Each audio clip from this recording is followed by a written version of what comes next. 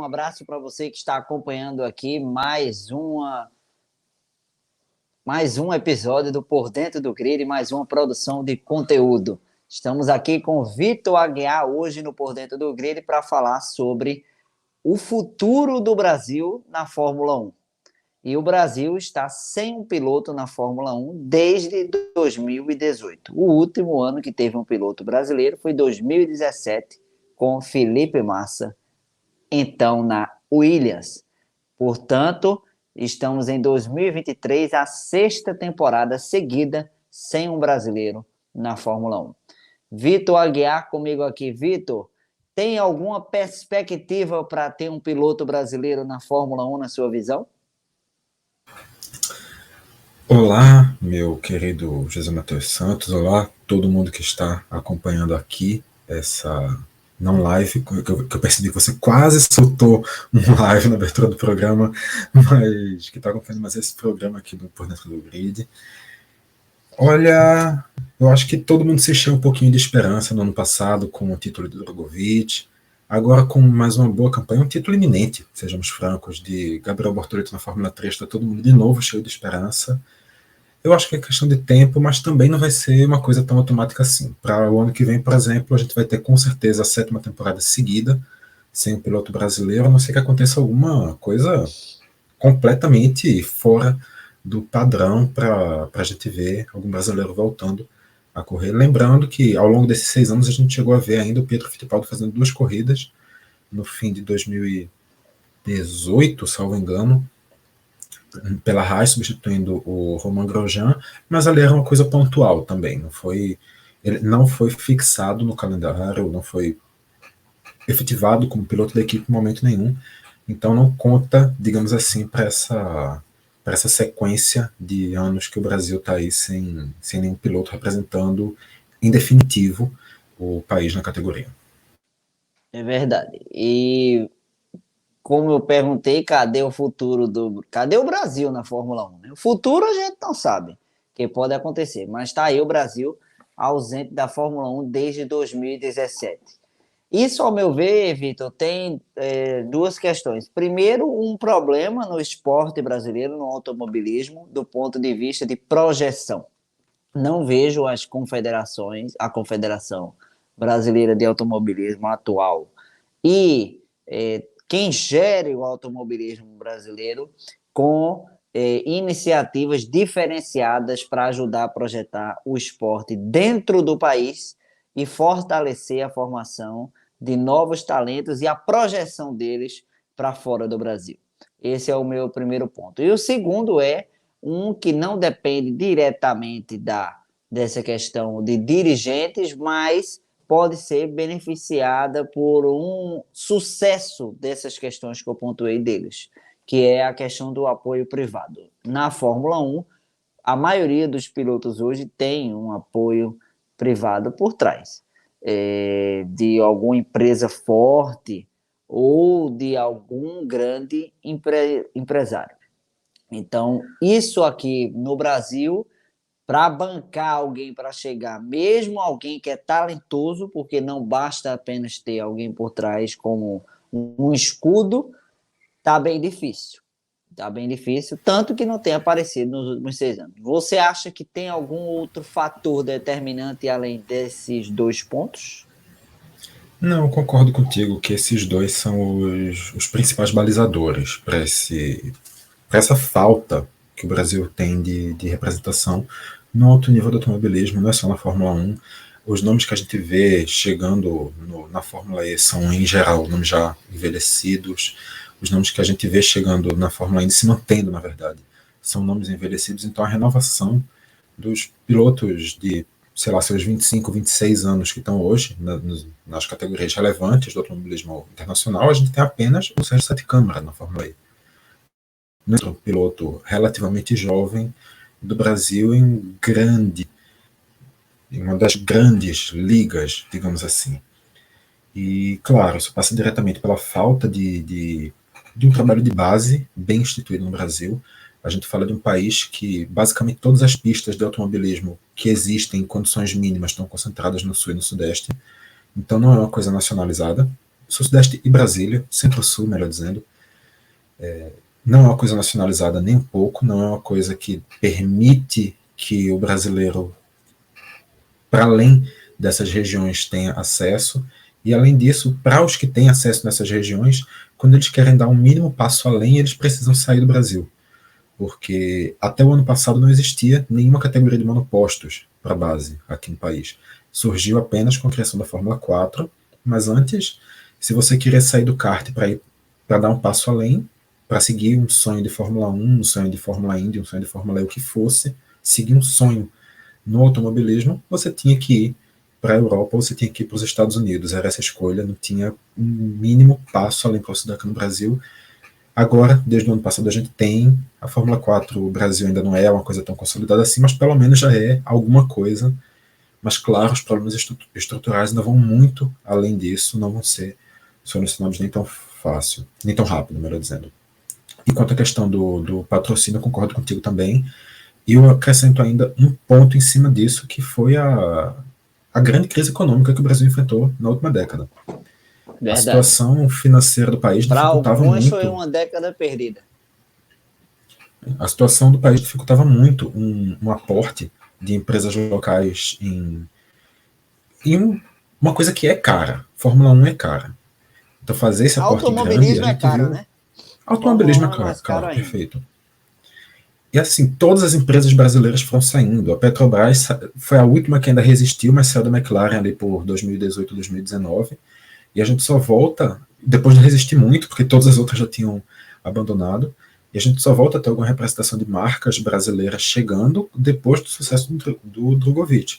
Quando o Drogovic consegue esse título da Fórmula 2, a XP coloca ali um aporte para começar a acompanhar ele. Agora que o Bortoleto também está conseguindo sucesso, o BSB também está dando esse aporte. Está começando, na verdade, a dar esse Quem? aporte um pouco maior. BSB, Banco do Brasília. Sim. BRB, melhor dizendo. BRB, isso. Banco Regional do Brasil.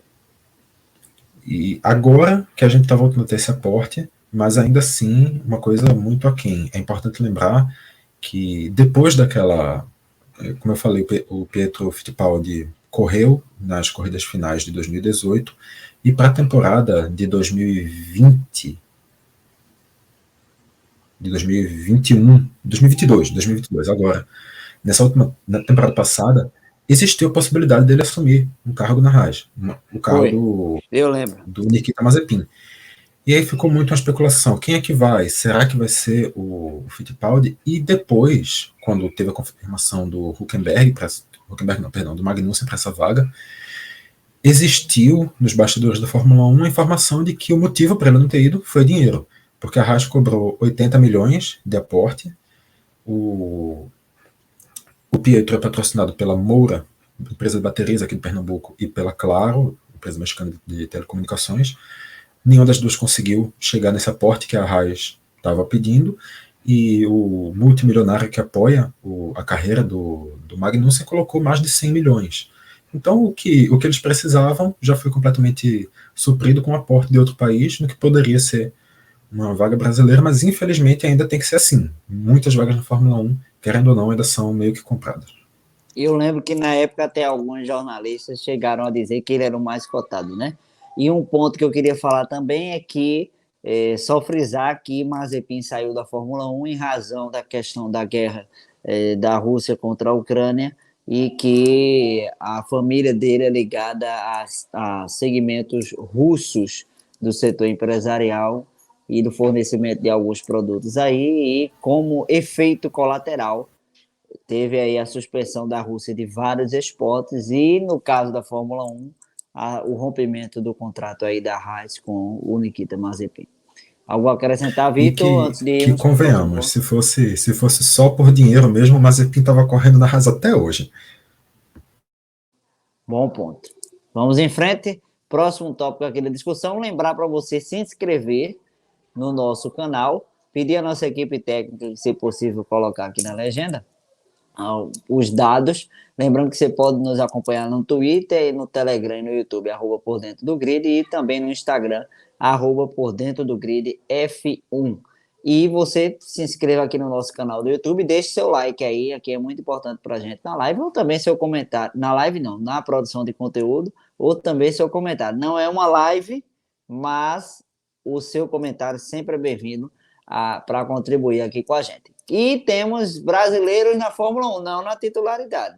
Temos um brasileiro, na verdade, Felipe Drogovic, que está aí como reserva representando o Brasil na Aston Martin, né, como piloto reserva. 23 anos, pintou bem na Fórmula 2, foi campeão no ano passado, teve uma parte da corrida com transmissão até na TV aberta para dar visibilidade, mas não chegou. Ele é quem está mais perto, Vitor, se porventura abrir uma vaga. Nesse momento, com certeza. Eu vou só pegar antes da gente aprofundar em Drogovic, vou só pegar um outro pontinho do que tu falou, que eu acho importante também frisar, que um dos motivos também, voltando para o tema antigo, um dos motivos também que pode ter atrapalhado esse desenvolvimento do Brasil no automobilismo na última década foi o pouco espaço dado pela televisão, pela mídia. A gente sabe, claro, a gente entende os motivos que levaram a Globo a fazer isso, são motivos mercadológicos, que fazem total sentido quando a gente pensa no lucro da empresa, mas pensando no desenvolvimento da Fórmula 1 acabou sendo bastante prejudicial a pouca atenção que a categoria tinha no grande cenário nacional. E essa chegada à Band se tornando, digamos assim, o produto de luxo da emissora, tendo um foco muito maior, não apenas ali no momento da corrida, também ajuda a dar um pouco mais de divulgação e atrair também os patrocínios que poderiam ficar meio dispersos sem ter uma transmissão de tanta atenção para o Brasil. Mas falando especificamente do Drogovic, eu considero sim que hoje ele é o nome que está mais próximo. Não acho que essa vaga vai ser aberta agora. O Drogovic é um nome que dominou completamente a temporada de 2022 na Fórmula 2, foi campeão basicamente sem concorrência, só que existe um problema grande. A Fórmula 2 é, claro, a principal categoria de acesso, mas as equipes valorizam muito quem ganha de primeira. As equipes ainda valorizam quem ganha de segunda, mas as equipes não dão moral para quem ganha na terceira tentativa, que foi o caso de Drogovic. Ele foi nono em 2020, oitavo em 2021 e só conseguiu esse bom resultado, esse título, na sua terceira temporada. Foi justamente o mesmo caso segunda, do Nick De Vries. Pois é, eles aceitam no máximo na segunda. E foi o caso do Nick De Vries. E eu tenho um pouco de medo que o fracasso do Nick De Vries na Fórmula 1 também acabe fechando portas para o Drogovic a longo prazo, porque a carreira do Nick De Vries foi um cara que surgiu com uma expectativa muito boa quando teve aquele título na terceira temporada, só que as equipes de Fórmula 1 estavam ali com o pé atrás, tipo, poxa, mas foi na terceira, será que vale? E ele não conseguiu a vaga, ele ficou como piloto reserva, entrou na Fórmula E, conseguiu um grande destaque, foi campeão da Fórmula E, e quando ele voltou para a Fórmula 1, não entregou os resultados, teve atuações muito ruins, e acabou sendo substituído muito cedo, muito rápido, pelo Daniel Ricciardo. E agora talvez essa mesma interrogação fique ali eternamente no Drogovic, ainda mais porque, ao que tudo indica, em 2024, 2023, 2024 na verdade, que é a temporada da Fórmula E começa no finzinho do ano, ele vai correr pela Maserati na Fórmula E. Então, talvez ele vá seguindo um mesmo caminho que vá deixar a Fórmula 1 ainda mais receosa sobre ele. Mas sim, com certeza nesse momento ele é o nome que está mais próximo de uma vaga. Ele é um nome que tem uma confiança dentro da equipe Aston Martin, e caso possa existir uma substituição de um piloto, como quase existiu no início do ano com o Stroll, caso ele possa apresentar um bom desempenho em treinos livres, ele pode mostrar serviço dentro da equipe e conseguir ali mesmo um caminho, ainda mais que a gente não sabe a médio prazo qual será o futuro do Alonso, que já tem uma idade muito avançada, e a médio prazo qual será o futuro do Stroll, que apesar de ser filho do dono, não apresenta resultados tão consistentes assim para o que a Aston Martin diz querer. Outro brasileiro que está na Fórmula 1 também é o Pietro Fittipaldi. Aliás, antes de Pietro Fittipaldi, temos o Gabriel Bortoleto. Gabriel Bortoleto, na verdade, não está na Fórmula 1, mas é um desses também que possivelmente está entre os cotados para eventualmente, quem sabe, abra uma vaga chegue lá. Ele é o favorito a ganhar o título dessa temporada, mas para ser campeão, eu estou lendo aqui porque eu realmente não estava lembrado de cabeça, basta fazer 2 pontos ou torcer para o concorrente não fazer 38 pontos e outro 39. Eu acho bem difícil que isso aconteça.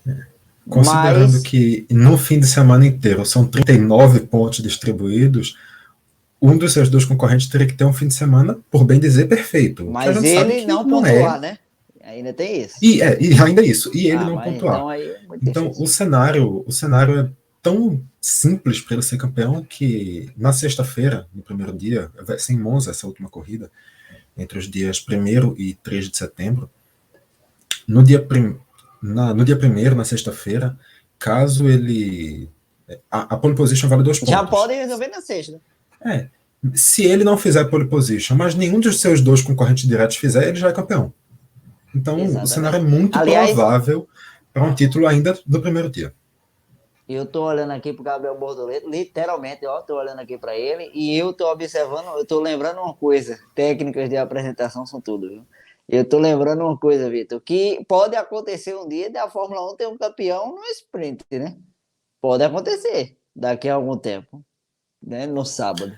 Mas Sim. isso é outra discussão que a É. gente vai ter. Agora, o Bortoleto, ele é o que mais está à frente dentre esses que ainda não chegaram, pelo menos para ser reserva, né, Vitor? Não, com certeza. Eu acho que depois do Drogovic, hoje, ele é o principal favorito, justamente por fazer aquilo que o Drogovic não conseguiu. O Drogovic não foi campeão na Fórmula 3 e É só conseguiu verdade. na Fórmula 2 depois de 3 temporadas. Bortoleto não. Bortoleto está estreando na Fórmula 3 e está estreando com título.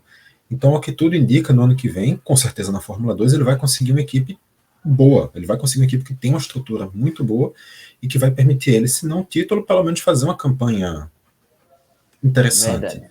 E isso pode ser um ponto muito interessante para a carreira dele. Lembrando que ele é um piloto que não tem títulos nas principais categorias de acesso que disputou. Ele foi quinto na Fórmula 4 italiana, 14º na Regional Asiática, nas 2 temporadas que correu pela Freca, que é a Fórmula Regional Europeia, foi 15º e sexto. Então esse pode ser o primeiro título em uma categoria mais relevante para ele, que ainda não tem nenhuma academia na Fórmula 1. Provavelmente isso deve mudar ainda no decorrer desse ano. As equipes vão ter uma atenção um pouco maior para ele, com essa temporada também de dominação que ele está conseguindo ter na Fórmula 3. E provavelmente ele vai conseguir já entrar em alguma academia, conseguir um apoio um pouco mais consistente para essa sequência de carreira dele. Próximo ponto aqui da nossa live, lembrando para você deixar o seu like, se inscrever aqui no nosso canal. E agora quem vem aí é a F4 Brasil. A gente retomando basicamente a discussão inicial, a implantação dessa categoria é importante para evolução. Agora não é só isso, né? É aquele misto de coisa que eu pontuei no início, porque não adianta também só criar a F4 e não ter em paralelo um desenvolvimento e uma divulgação eficiente dessa categoria. Um dos pontos que você falou, Vitor, por exemplo, é essa questão de concentração das pistas no Centro-Sul. Claro que isso não é o que depende das entidades do automobilismo, né? Porque é muito caro, enfim. Depende das gestões públicas se interessarem pelas políticas de esporte. A área é muito banalizada no Brasil, né, historicamente. Geralmente não tem Ministério do Esporte aqui. E quando tem, isso historicamente, tem atualmente. E quando tem, é um orçamento muito pequeno, né? E sempre tem muitas dificuldades para se trabalhar. E aí, o que é que eu quero dizer com isso? Se, por exemplo, a gente tem mais pistas, como você pontuou, no Norte e no Nordeste, poderia ter provas por aqui e uma divulgação maior da própria imprensa local, porque há uma dependência muito grande da imprensa nacional, né? Então, e a imprensa nacional tem outras prioridades. Isso é um dos pontos que eu quero dizer. Então, a divulgação é muito importante para evolução dessa categoria recente, do ponto de vista de acolhimento do público, né? Talento certamente tem. Não, com certeza, com certeza. Eu posso estar enganado, mas eu tô até abrindo aqui para conferir se eu não estou falando besteira, mas o campeonato de Fórmula 4 desse ano são 6 etapas. 3 delas são Acho em que tem uma. Interlagos, Sim. são Ah, 3 Interlagos, pronto, abri aqui, 3 Interlagos, um em Mogi Guaçu, interior de São Paulo, um em Brasília e um em Goiânia. Então são 4 isso. em São Paulo e 2 basicamente vizinhas ali, Goiânia e Brasília, também é uma distância muito pequena. Então é uma coisa muito concentrada. E, mas eu vou ainda além disso, porque mesmo com essa situação nacional que ela ainda não conseguiu a projeção que é importante para ela se consolidar, digamos assim, internacionalmente ela também enfrenta dificuldade grande, porque a escala da Fórmula 1, na verdade, a Fórmula 4 já é o quinto nível. Tem a Fórmula 1, 2 e 3, depois vem as fórmulas regionais e a Fórmula 4. A Fórmula 4 já é o quinto nível nessa escada e o nível mais baixo do caminho de monopostos oficial até a Fórmula 1. Só que a Fórmula 4 Brasil, a nível internacional, por bem dizer, está um nível abaixo disso. A Fórmula 4 Brasil não está no nível da Fórmula 4 italiana, alemã, espanhola, britânica, francesa.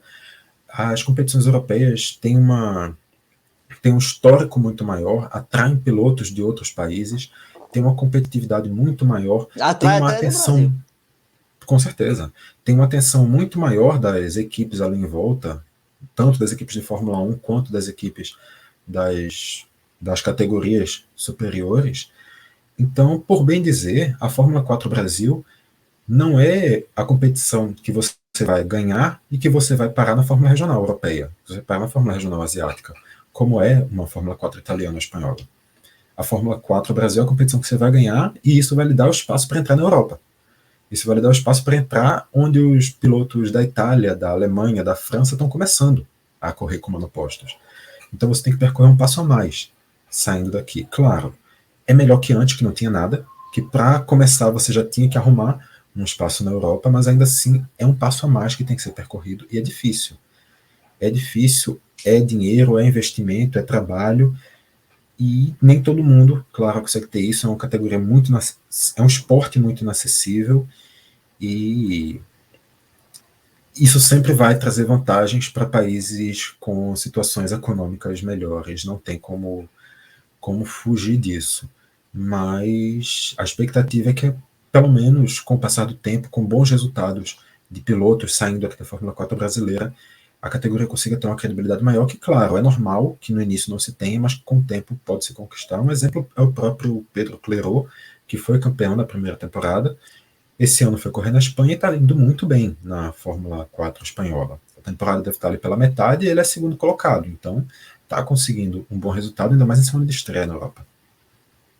Seguindo em frente aqui, lembrando para você seguir lá o nosso Instagram, sempre com informações do mundo do automobilismo da Fórmula 1, arroba por dentro do grid F1. A Alpine anunciou há 2 semanas, para quem está vendo essa live aqui, antes de acabar o mês de agosto, que, então anunciou no mês de agosto, que vai ter uma academia no Brasil. E essa é a primeira academia de uma equipe de Fórmula 1 aqui no país, né, Vitor? Então, isso é importante porque, primeiro, ajuda a captar talentos e, eventualmente, agenciamentos, né? E segundo, na minha avaliação e pelo que eu vi também, por ter um olhar, e eles disseram assim, alguma equipe, no caso é a Alpine, o Brasil existe no mundo da Fórmula 1. Então, isso é importante para o esporte brasileiro, não só para o da Fórmula 1. Concorda comigo? Concordo completamente, concordo completamente. Essa, esse olho voltado para o Brasil é muito importante. Claro, a gente sabe que tem muito peso de patrocínio aí. A Alpine acertou um patrocínio com o Banco de Brasília, o BRB, o mesmo que está patrocinando o Bortoleto. Até agora, pelo menos, nem esses dois patrocínios são separados, uma coisa não Eu tem. vou fazer um merchan. Pode seguir, pode seguir. Por enquanto, uma coisa não tem muita relação com a outra, mas claro, a médio prazo pode até abrir alguma porta para Bortoleto na Alpine, sim. Não, acho que isso não é nada de se descartar, Impossível. mas enfim. Esse patrocínio da BRB com a Alpine vai ter, claro, a exposição da marca do banco, óbvio, mas também vai ter esse aporte com a chegada dessa Academia Alpine aqui no Brasil. Isso vai tanto abrir portas para os pilotos brasileiros terem essa oportunidade na Europa, atrair um pouco mais de atenção europeia e talvez até mesmo para ajudar aos jovens pilotos a se sentirem mais motivados, talvez a ter uma esperança mais para dar uma sequência na carreira, que como eu estava falando agora há pouco, uma carreira cara, uma carreira que nem todo mundo consegue bancar, e ter essa pontinha de esperança a mais talvez faça alguém resistir mais alguns dias, mais alguns meses ali, tentando essa oportunidade e podendo ter essa esperança de um voo um pouquinho mais facilitado para a Fórmula 1 nesse caminho que é tão difícil. E também, dentro desse acordo, uma das promessas é que o campeão da Fórmula 4 vai ser levado para a Europa. Não sei como, não sei para correr o quê, não sei qual da opinião mas nisso. está muito genérico isso aí, mas pelo menos vai. Porque querendo ou não, é melhor ele ir para a Europa fazer alguma coisa que ficar aqui no Brasil, porque a F4 Brasil é o teto lá pode ter que existe. Outros contatos em outros lugares. Exato. A F4 Brasil é o teto aqui pra gente. Se você não ficar se você não der certo na F4 Brasil, para continuar no país, sua opção vai ser mudar completamente de rumo e tentar alguma coisa na Stock, na Porsche Cup, que aí já é abdicar por completo de uma carreira na Fórmula 1. Não que não seja digno, que é e tem profissionais competentíssimos também. Mas lembrar que a gente está abordando sobre o prisma aqui da Fórmula 1. Mas exato, são grandes competições, mas a gente sabe que o sonho dos jovens que estão começando é chegar na principal categoria, é chegar na Fórmula 1. É como, por exemplo, um jogador que surge na base com uma grande promessa, o sonho dele é ir jogar na Europa e defender a seleção brasileira. Estou tratando de futebol, claro. Não é conseguir ter um grande sucesso jogando em um clube da primeira divisão, é ir para a Europa. Principalmente atualmente. Mas aqui é por dentro do grid. Em breve pode ter o por dentro dos esportes. O peso do dinheiro na base, a gente basicamente comentou sobre isso. Tem algo a acrescentar, Vitor? Principalmente sobre esse exemplo aí. Eu acho que vale abordar um pouco o caso do Petekov, que é justamente isso que a gente está falando. Um nome que acabou sendo chutado da base da Fórmula 2 e foi da base na Fórmula 2 e foi para a Stock. Gianluca Petekov era, com certeza, na verdade ele continua sendo um dos mais promissores pilotos do Brasil, não deixou de ser porque saiu da escala da Fórmula 1. Um piloto muito jovem, um piloto muito promissor, campeão da Fórmula Regional Europeia, vice-campeão da Fórmula 4 italiana, conseguindo ótimos resultados. Ele era piloto da academia Ferrari. Inclusive é esse uniforme aí. Isso. Quando ele foi campeão da Freca, eu não lembro se o Arthur Leclerc, o irmão do Charles Leclerc, foi segundo ou foi terceiro no campeonato. Mas ele ficou abaixo, o Petekov ganhou com méritos. Eu arrisco dizer que foi 2019. Se não me engano, foi 2019. Eu acho que ficou em terceiro. Pronto. Mas é secundário isso, chegou perto. Chegou. Perdeu ali por pouco, mas perdeu com méritos. O Petekov ganhou na pista. Mas na hora de promover alguém para colocar para correr na Fórmula 3, a academia da Ferrari escolheu colocar o Arthur Leclerc e deixou o Petekov meio de lado. Não deu nenhum aporte para ele ir para uma equipe de Fórmula 3, muito menos para uma equipe de Fórmula 2. Isso fez, inclusive, com que ele saísse da academia da Ferrari. Surgiu uma grande campanha atrás de patrocínio para o Petekov nas redes sociais. O mundo do automobilismo no Twitter foi basicamente arrume um patrocínio para o Petekov. Conseguiram um patrocínio para o Petekov. Esse patrocínio, inclusive, foi bom a ponto dele não ir nem para a Fórmula 3, ele foi direto para a Fórmula 2.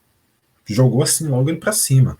Um passo, inclusive, maior que a perna, porque ele precisava passar pela Fórmula 3 para ganhar um pouquinho de cancha também.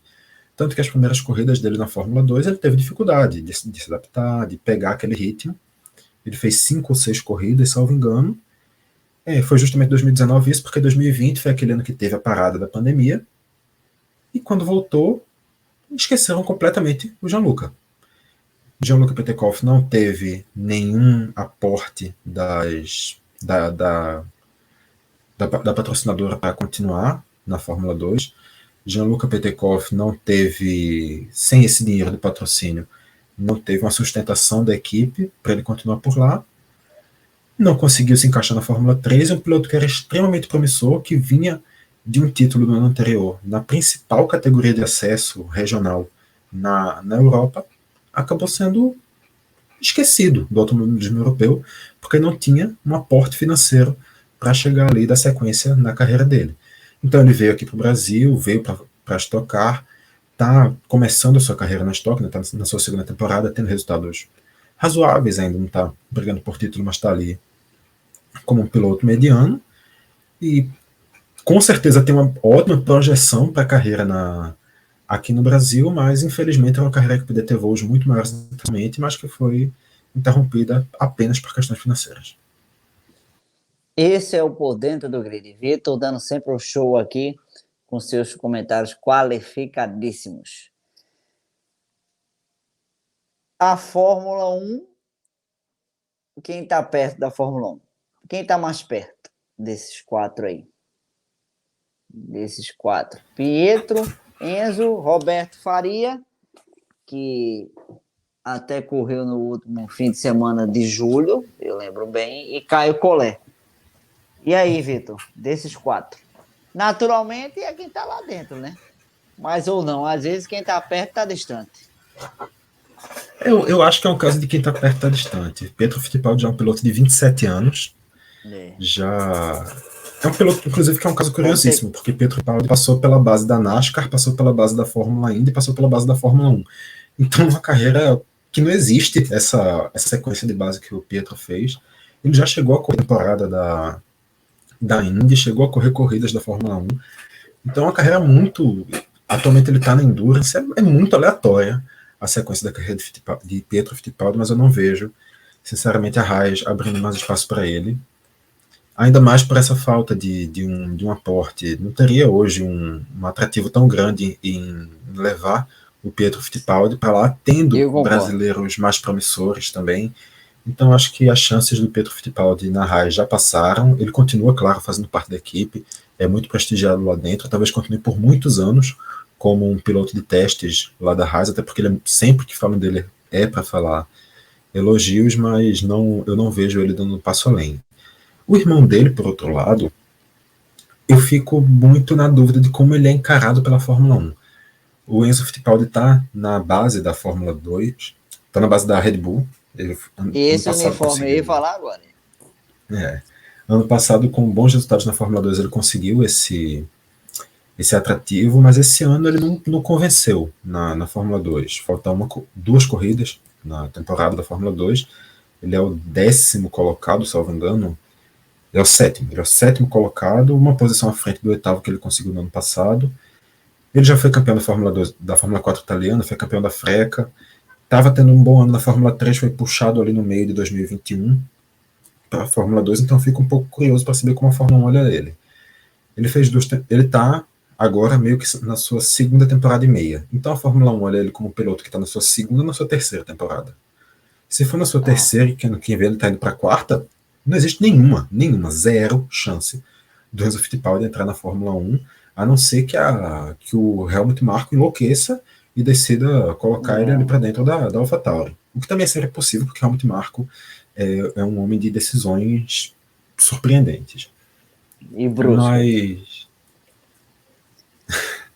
Mas eu não vejo também um cenário assim muito fácil para o Enzo Fittipaldi, porque esse era o ano dele, esse era o ano que ele tinha para conseguir o destaque, e ele não está conseguindo ser o primeiro nome da academia da Red Bull, ele não está conseguindo ter os resultados que queria, apesar de ter conseguido sua primeira vitória agora no circuito de Spa-Francorchamps, no GP da Bélgica.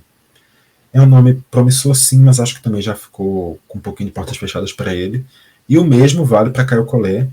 Caio Collet está no seu 3º ano de Fórmula 3, esse sim que está em 10º. Concordo, é mesmo? E pelo mesmo ponto, eu acho que não... Agora, o Roberto... Ele até vai ter portas abertas o Collet, eu acho que vai ter até portas abertas na Fórmula 2. O Collet vai conseguir subir para a Fórmula 2, eu acho, mas ele teria que ter um desempenho muito extraordinário de cara para conseguir atrair a Fórmula 1 depois de anos medianos na Fórmula 3, mas pode completar sobre o Faria. Não, eu ia completar porque eu acho que ele não está se destacando muito, assim. Então, eu não vejo, apesar de ser mais jovem, essa essa possível diferença em relação aos demais, não. Eu acho que a situação está crítica, viu? Eu joguei a pergunta aqui de quem está mais perto e eu estou achando que está todo mundo longe, Não, infelizmente. desses quatro eu encontrei todo mundo longe. O Roberto Faria, na verdade, não tem bons números na carreira dele, até chegar à Fórmula 3. O melhor que ele conseguiu foi ser E não está quinto na tendo esse Fórmula ano. 3. Pois é, ele foi quinto na Fórmula 3 britânica, que é uma espécie de Fórmula 4, por 2 temporadas, mas assim, quinto, não conseguiu dar um passo muito além. Esse ano ele é 30º colocado da Fórmula 3. Talvez até consiga ir para uma outra equipe ano que vem, consiga ter um desempenho um pouco melhor. Ele é piloto da academia da Sauber, que no caso atualmente é a Alfa Romeo na Fórmula 1. Talvez ele consiga ano que vem ter um desempenho um pouco melhor, mas o início dele foi muito ruim. Ele teria que dar uma virada de chave muito grande para ter alguma prospecção. A Fórmula 1 volta no Grande Prêmio da Holanda e você Antes disso, acompanha tem alguns nomes todas. um pouquinho abaixo Eu também para a sei, gente citar, Matheus. calma. E Ah, você desculpa, acompanha até perdão. lá muitas Perdão. informações no nosso perfil do Por Dentro do Grid. E lembrando que vamos ter o mesmo sistema que já tivemos no primeiro semestre, com lives após as corridas e pré-GP gravado aqui durante a semana. Panorama geral aí, Vitor, para a gente fechar a live. Pedindo mais uma vez perdão por interromper o apresentador, mas assim, tem outros nomes também que estão aí nessa escada, né? Nomes que estão na Fórmula 4 e nas Fórmulas regionais internacionalmente. É bom O aumentar principal aqui. destaque, justo. O principal destaque hoje, claramente, é o Rafa Câmara, piloto pernambucano, inclusive, que está na academia da Ferrari. Ele é vice-líder, perdão, ele é quinto colocado da Fórmula Regional Europeia, depois de ter sido terceiro colocado na Fórmula Regional do Oriente Médio, que é uma competição um pouquinho mais curta, ali nos primeiros meses do ano, janeiro a abril, até março, alguma coisa assim, ele foi terceiro. Ano passado ele tinha sido segundo na Fórmula 4 dos Emirados Árabes, terceiro na Fórmula 4 italiana, terceiro na Fórmula 4 ADAC, que é uma competição que foi extinta no ano passado. Então, assim, os resultados dele estão sempre ali brigando pelas primeiras colocações das categorias que ele participa, e isso com certeza coloca ele com bons olhos, com certeza todos esses para baixo do Drogovic e do Bortoleto hoje, na minha visão, o Rafa Câmara é o nome que está mais bem visto, que está mais bem cotado para Sim, um sim. médio prazo.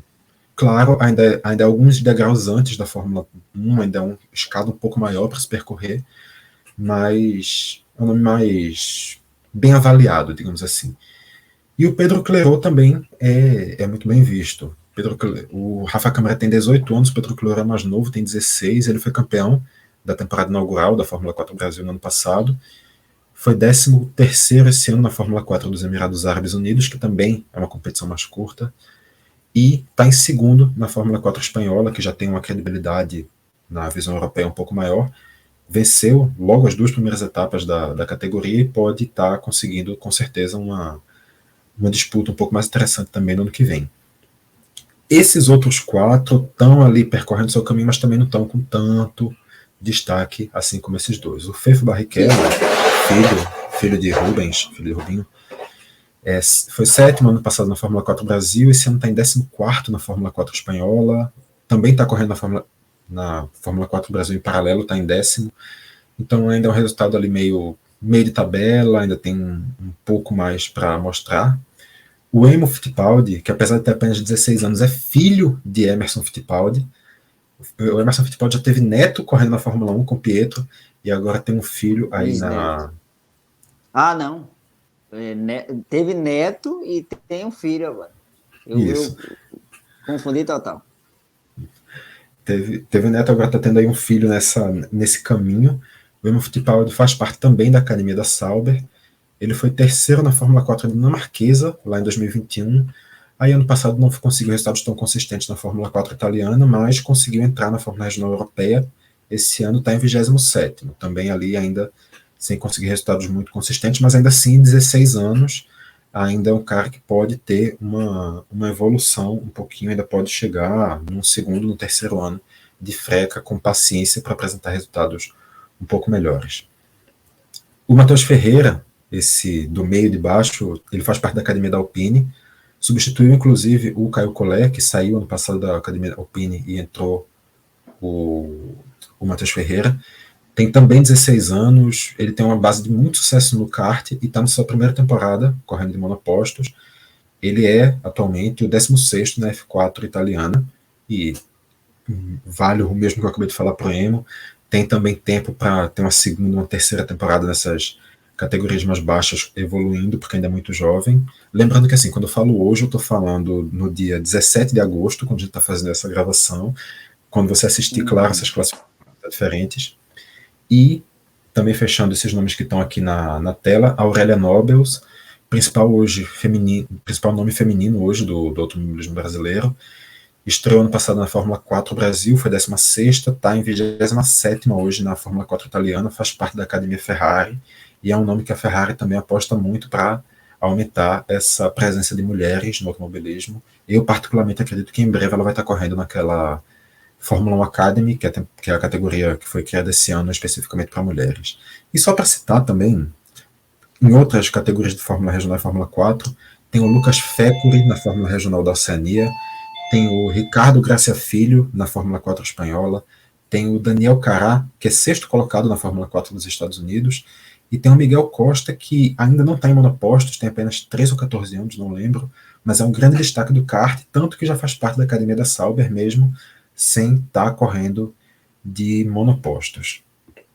Então o Brasil tem alguns nomes aí com alguma projeção para o futuro, tem alguns nomes que estão tentando se consolidar, tem outros que já estão mais consolidados, e com certeza nos próximos anos a gente vai ter uma entrada um pouco mais forte de brasileiros na categoria, e não apenas isso, como eu arrisco dizer que com a estabilização da Fórmula 4 a gente pode ter também mais pilotos chegando até essas principais categorias de acesso.